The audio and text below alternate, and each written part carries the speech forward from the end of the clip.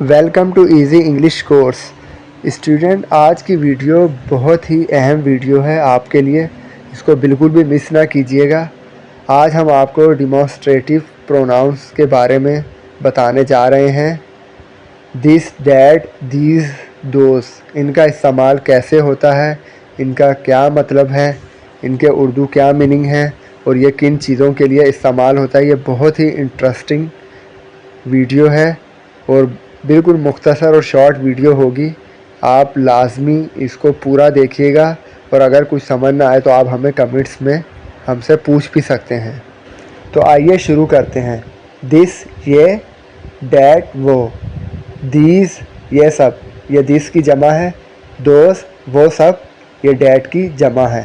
جب ہم کسی شخص یا چیز کی طرف اشارہ یا وضاحت کرنا چاہتے ہیں، یا جب ہم کسی قریب یا دور کی چیز کی طرف اشارہ کرنا چاہتے ہیں، یا جب ہم کسی قریب یا دور کی چیز کے بارے میں بتانا چاہتے ہیں تو ہم دس، دیٹ، دیز اور دوز کا استعمال کرتے ہیں۔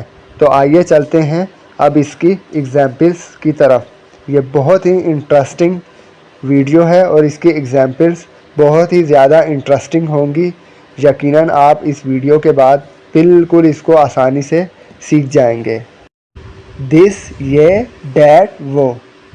دس از این ایپل، یہ ایک سیب ہے۔ دیٹ از این ایپل، وہ ایک سیب ہے۔ دیز آر ایپلز، یہ بہت سارے سیب ہیں۔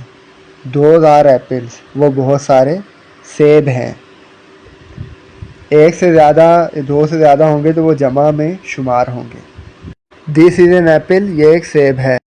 آئی لائک دس ایپل، مجھے یہ سیب پسند ہے۔ آئی لائک دیٹ ایپل، مجھے وہ سیب پسند ہے۔ آئی لائک دیز ایپل، مجھے یہ بہت سارے سیب پسند ہیں۔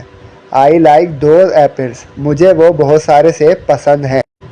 دس بک، یہ کتاب۔ دیٹ بک، وہ کتاب۔ دیز بکس، یہ کتابیں۔ دوز بکس، وہ کتابیں۔